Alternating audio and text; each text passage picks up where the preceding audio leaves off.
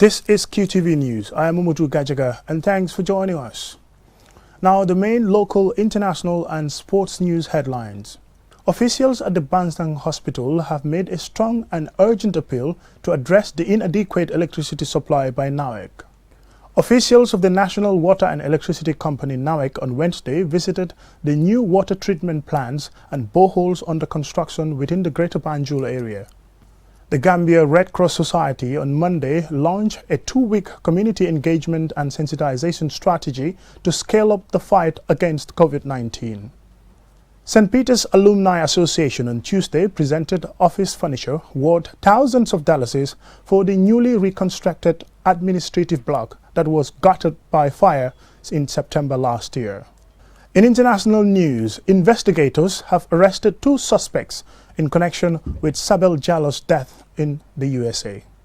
And the US Senegalese R&B star Akon on Monday announced the laying of the foundation stone of his Akon City project in Senegal, which will see a city built in the mold of Wakanda, depicted in the movie Black Panther. In sports, sad news. Former Executive Secretary of the Gambian National Olympic Committee, George Frumus Gomez, passed away on Tuesday night at the age of 82. Those were the main news headlines, and now the news in detail.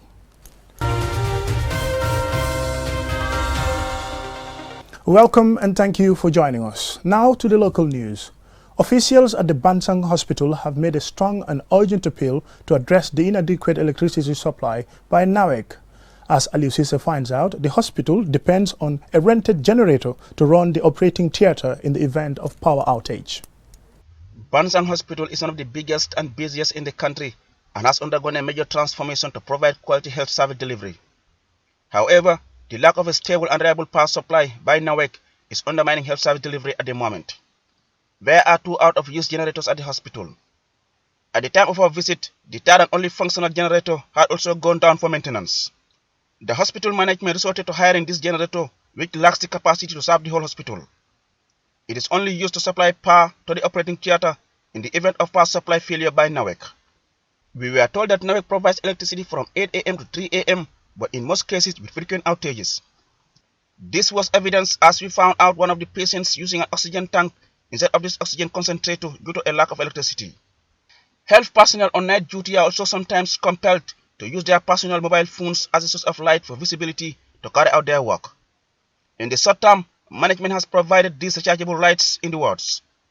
Brahma Baji is the administrator at the Bansang Hospital. So a standby generator, a brand new one, big capacity, is what is most important. Currently, we are trying to rebuild the one that had a problem, but that is short term.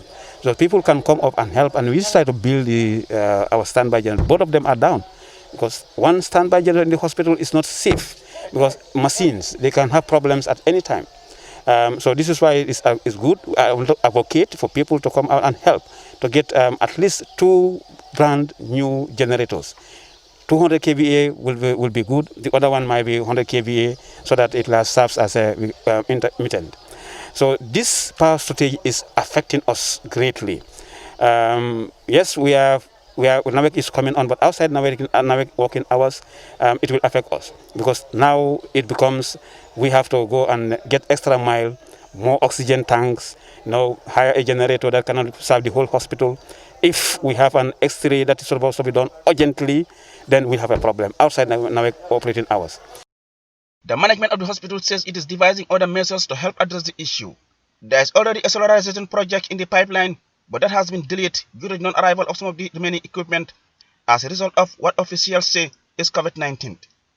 This consignment of solar panels have been stored at the hospital for over 2 years, pending what hospital's management says is the arrival of other equipment.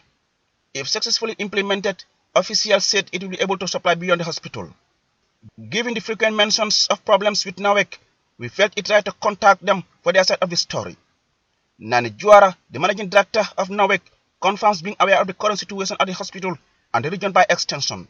He told QTV that they are unable to operate for 24 hours due to the breakdown on one of their generators supplying URR and CRR, which is undergoing an overhaul. According to him, operating 24 hours could lead to losing the remaining generator. He hopes the hospital management works out how to deploy their standby generator to serve them during the 4 hours now they are unable to provide electricity. He gives an assurance that his office is doing all it can to fix the problem at the earliest opportunity.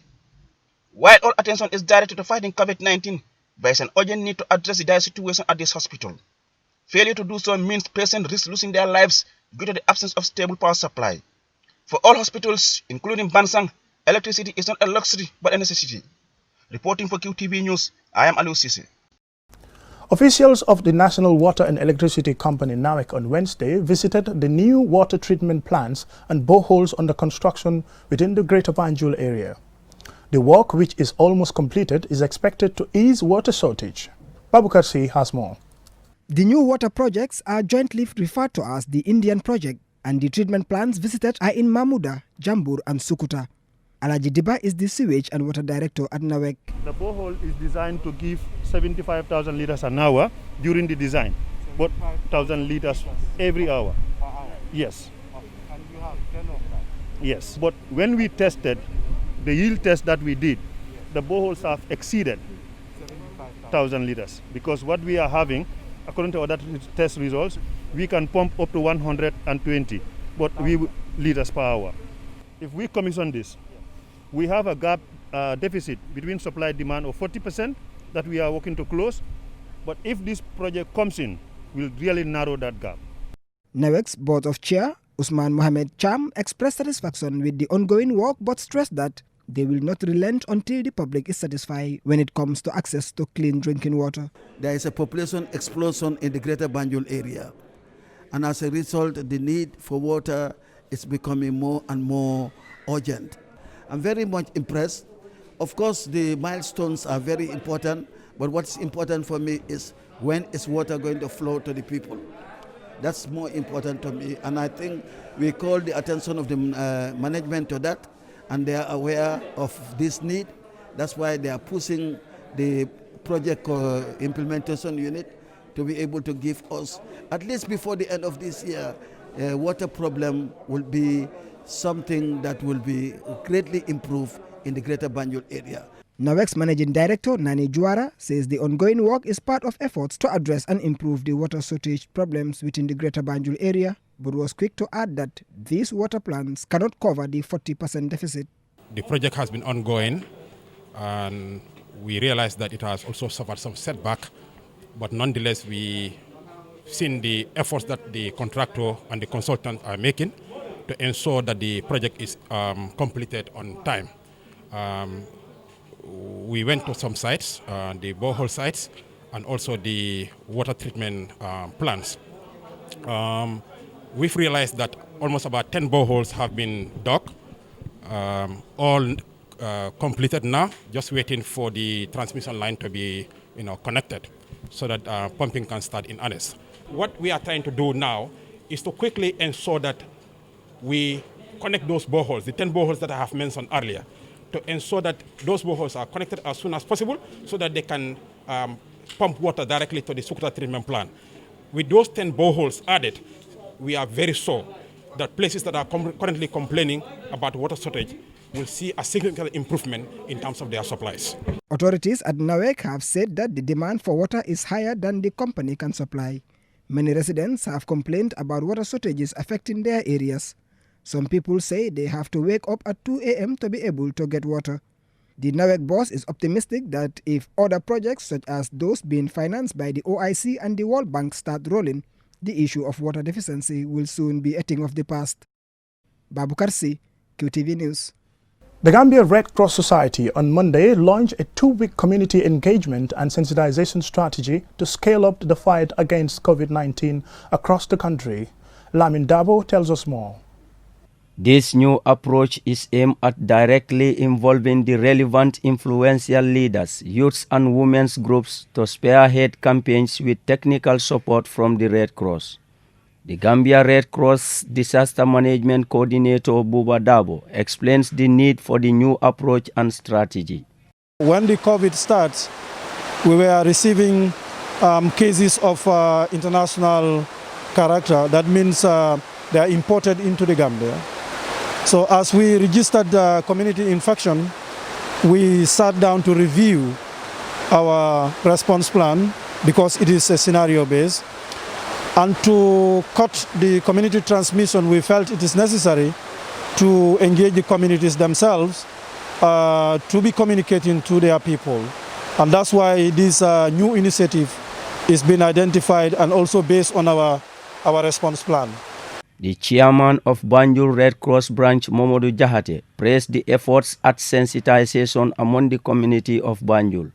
He went on to say that their doors are open to all and that they are willing to share best practice with other parts of the country. A representative of Sun City Youth Association from Ibo Town, Abdullah Sise, says his association is ready to partner with the Gambia Red Cross throughout the implementation period of the new approach.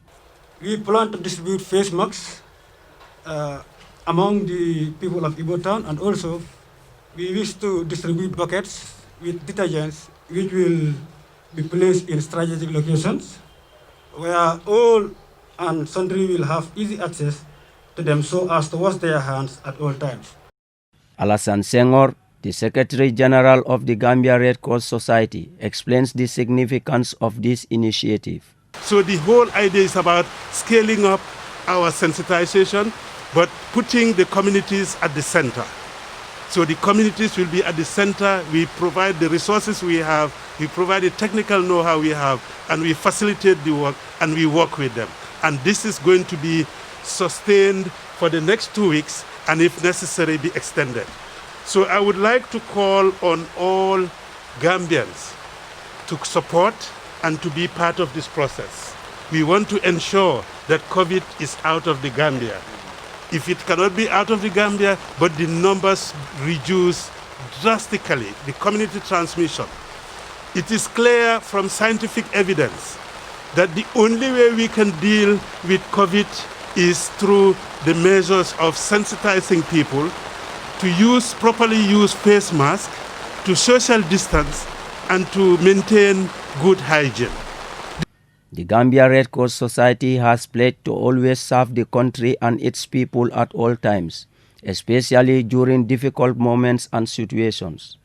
Since the declaration of the first COVID-19 case in the country, the Red Cross has been involved in a series of activities that are all geared towards the fight against the COVID-19. For QTV News, Lamin Alaj Fandindabo. We will go for a short commercial break, and when we return, the news continues with some more local, international and sports news stories. Stay tuned.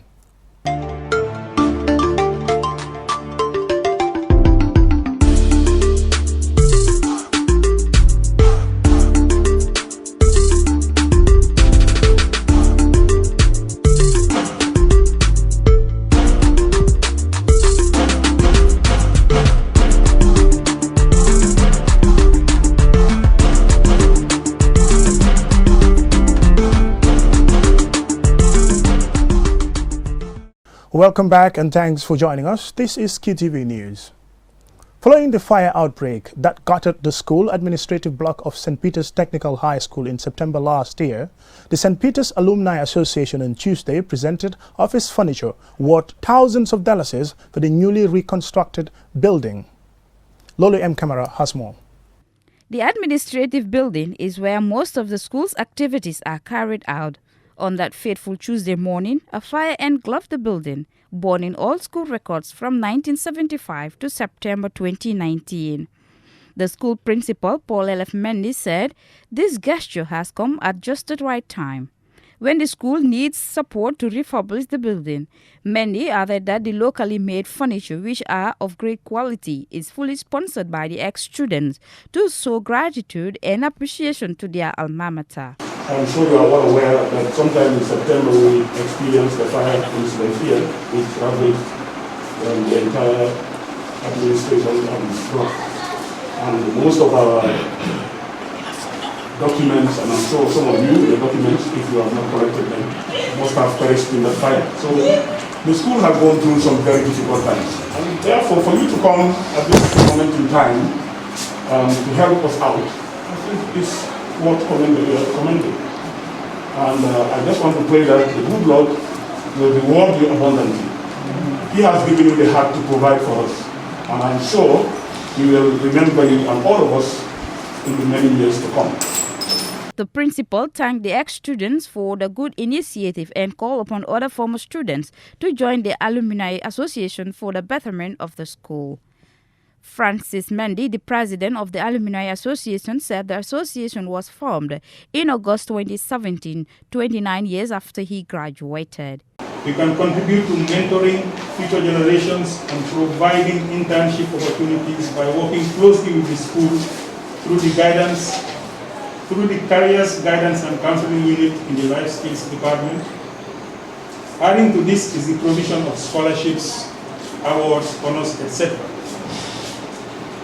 Therefore, SPA is poised to play an important role in helping to shape the future of our dear St. Peter's Senior Secondary School.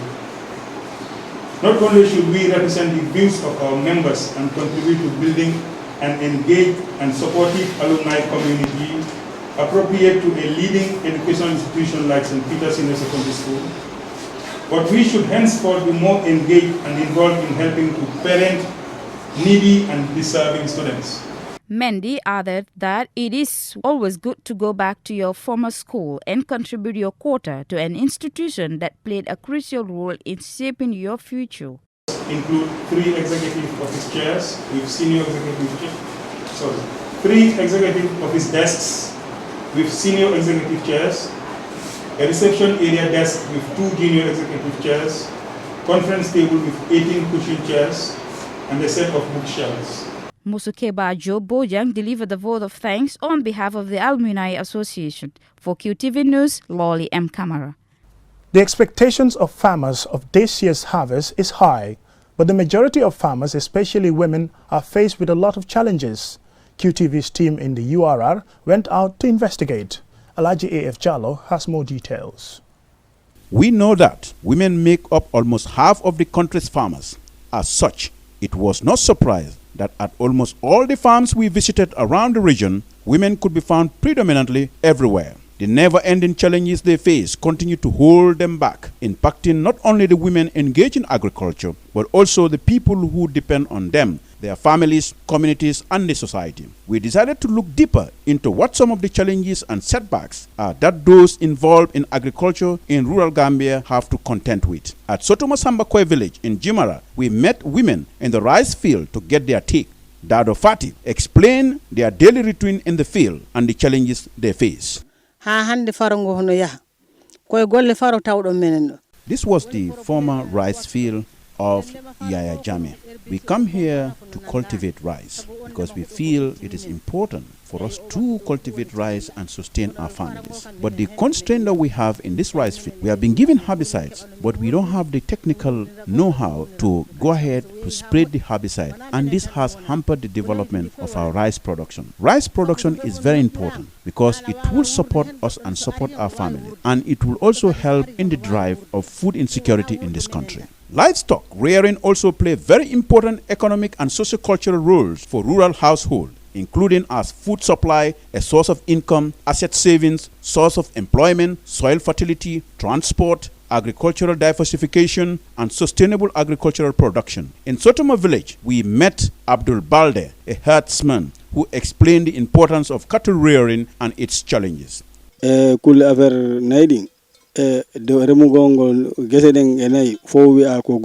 rearing of cattle can provide food, can contribute to improve income, asset saving, soil productivity, and social functions such as paying of bride price, and even protection, because when we meet with wild animals in the forest, sometimes our cattle becomes our savior. So its benefits is numerous. Honeybees are the most efficient pollinators in nature. Bees that are kept by humans help plants with pollination. Over 75% to 90% of the pollination of the majority of fruit plants, vegetables, and economic plants are done by bees. Bees can be transported, trained, and most importantly, can increase the yield of crops. The beekeeping industry needs much attention to realize its full potential. Honey provides a wide range of benefits to humans. However, the industry is faced with a number of challenges, claimed Samba Balde, a seasoned beekeeper in Mansajam.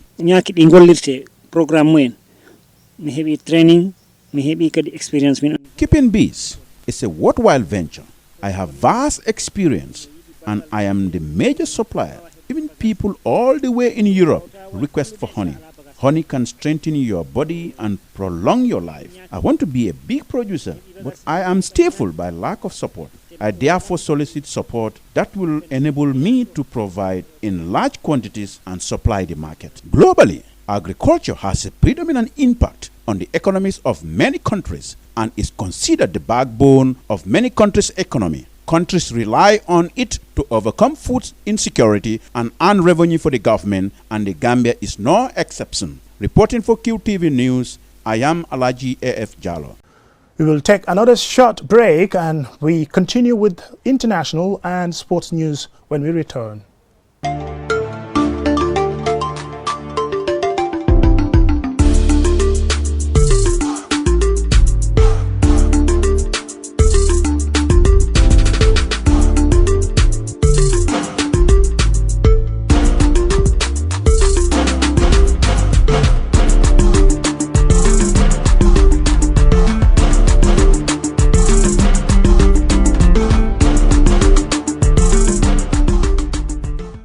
Welcome back, and this is Qtv News.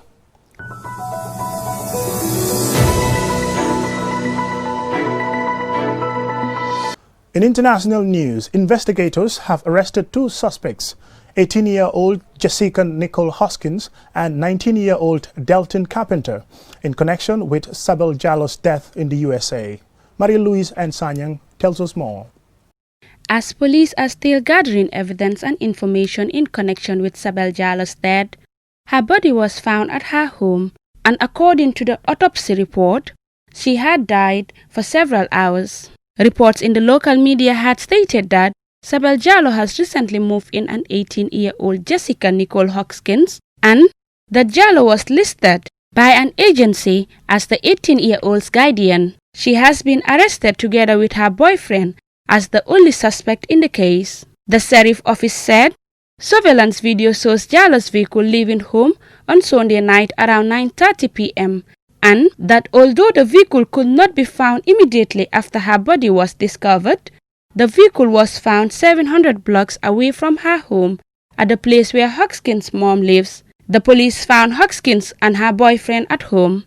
Jallo's husband told authorities that Hoskins wasn't permitted to drive the vehicle. The Clay County Sheriff's Office said the two are being interviewed by police in connection with Jallo's death. No charges have been filed at this point in connection with the murder investigation. However, the police have already revealed what they think happened. According to Legiston Police, Hoskins and Carpenter were involved in a fight with Jallo, and that Dalton Carpenter caused traumatic injuries to the victim, killing her.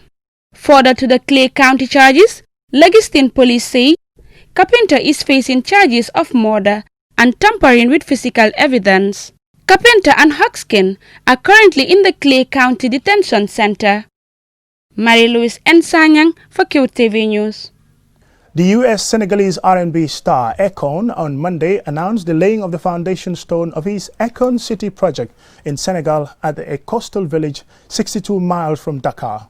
The multi-billion-dollar project, as planned, will see a city built in the mold of Wakanda, the fictional, technologically advanced African nation depicted in the movie Black Panther.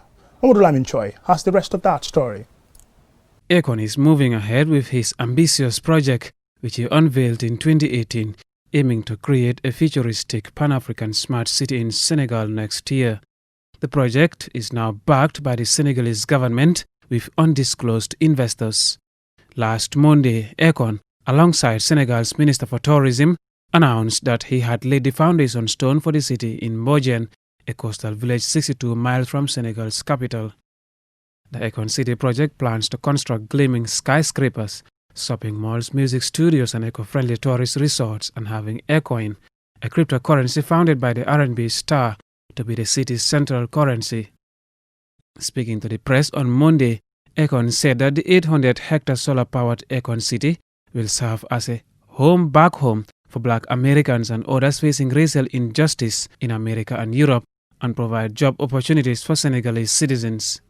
Senegal's Minister of Tourism has hailed the launch of the project for coming at a time when Senegal is in serious need of private investment following the economic pain wrought by the coronavirus outbreak. So far, few details about the project have been made public. Despite revealing the project estimate cost, which is $6 billion, Akon has not revealed the investors on the basis of having signed a non-disclosure agreement with them. The music mogul has confirmed that a third of the funding has already been secured. A US-based consulting and engineering company, KE International, has been contracted to create the city, which, it says, it will define a new paradigm in design and architecture for Africa. Construction is due to begin in early 2021, marking the first phase of the project, and Akon has projected that it will take more than 3 years to finish. Apart from this project, Akon had previously made plans and lofty promises for Africa, but has drawn criticism on the continent with questions surrounding a lack of transparency. It remains to be seen whether this most ambitious project will be the one to silence the doubters. Mohamed Lamin Choi, Qtv News. And following recent reports of diplomatic tension between the West African near neighbors, Ghana and Nigeria, over the alleged unfair treatment of Nigerians residing in Ghana, the Speaker of Nigeria's House of Representatives travels to Ghana to meet his counterpart. More in this report. The visit comes amidst strained diplomatic ties in recent months, trade tensions and the demolition of the Nigerian diplomatic building in Accra. Speaking to journalists, Femi Bajabiamila said the main reason for his visit is to engage his Ghanaian counterpart on issues affecting Nigerians in Ghana. Recently, pictures emerged online showing law enforcement officers in Ghana allegedly closing shops belonging to Nigerians. Last month, Nigeria's Information Minister, Lai Mohammed, accused Ghana of deporting Nigerians and closing shops owned by Nigerian citizens. In response, Ghana's Information Minister, Kojo Nkrumah, denied the accusations, clarifying that the shops closed belonged to foreigners whose documentations were not in order.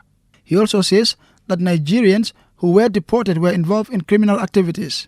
The two near neighbors enjoy strong historical ties that predates the independence of both countries. However, there have been a few setbacks in the past. Between 1960 and 1961, Ghana expelled a large number of Nigerian residents, and in 1981, when around 90% of Ghana's petrol requirement was reliant on Nigeria, oil exports to Ghana was suspended. But the most recent dispute centers on Ghana's plans to enforce the 1994 Ghana Investment Promotion Act, a provision that has often been ignored. Answane Sonyasi for Qtv News.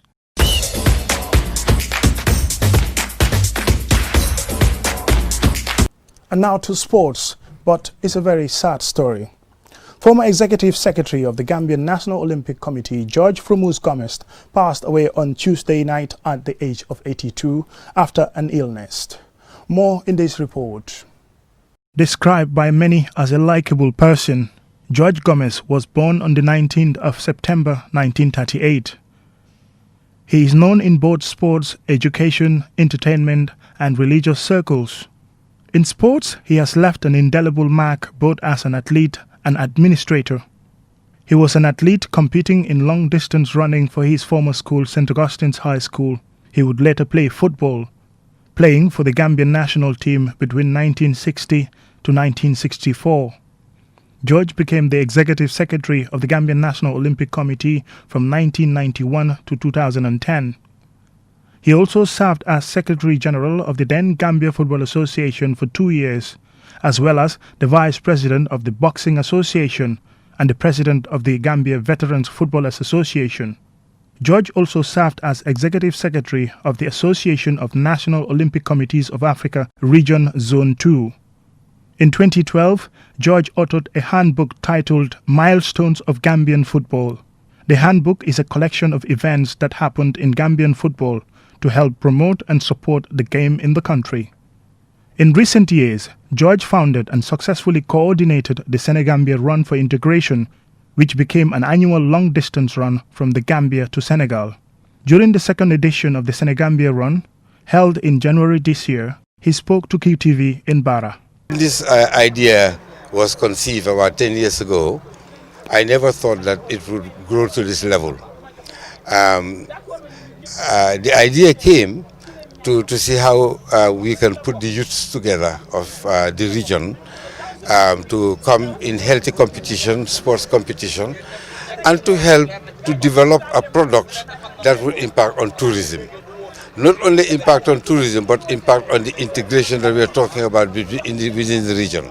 We keep on saying Gambia and Senegal, nyo boka ndey, nyo boka bayi. But if we don't have activities like this, we will not be able to nurture that relationship. And this is why I thought of the idea. And when I thought of the idea, I came in and discussed with the two governments. And they also thought it was a good idea. So we are now dedicating this run to the whole of the Gambia and the whole of Senegal. Among many of his portfolios, George Gomez also worked at the Royal Victoria Teaching Hospital, now the Edward Francis Small Teaching Hospital, for 14 years, from 1977 to 1991, becoming the institution's first Gambian to occupy that position. Looking back at his fate, Gomez is described as a devout Catholic, heavily involved in the Catholic Church of the Gambia. He is a founding member of the St. Kizito's Parish in Bakote. George also authored the book titled The Dramatized Passion of Our Lord Jesus Christ, which was published in 2009. Veteran journalist Lamin Cham says, "This one hit me badly. George was the type of Gambian we are all yearning to preserve for as long as possible, to tap his deep knowledge in Gambian affairs. I knew him closely from 1992 and I never stopped loving him. I am devastated." Mamudu Gajaga, QTV News. Our heartfelt condolences to George Frumus Gomez's family, and we pray that his soul rest in peace. Before we end this bulletin, let's take a quick look at our main news stories. Officials at the Bansang Hospital have made a strong and urgent appeal to address the inadequate electricity supply by NAWEC. Still on NAWEC, officials of the National Water and Electricity Company on Wednesday visited the new water treatment plants and boreholes under construction within the Greater Banjul area. The Gambia Red Cross Society on Monday launched a 2-week community engagement and sensitization strategy to scale up the fight against COVID-19. St. Peter's Alumni Association on Tuesday presented office furniture worth thousands of dollars for the newly reconstructed administrative building that was gutted by fire in September last year. In international news, investigators have arrested 2 suspects in connection with Sabel Jallo's death in the United States of America. The US-Senegalese R&B star Akon on Monday announced the laying of the foundation stone of his Akon City project in Senegal, which will see a city built in the mold of Wakanda depicted in the movie Black Panther. And finally, in sports, former Executive Secretary of the Gambian National Olympic Committee, George Frumus Gomez, passed away on Tuesday night at the age of 82 after an illness. And we pray for his soul to rest in perfect and eternal peace. That's all we have for you in this edition of the news. Thank you very much for watching, but join us at 10 for another bulletin.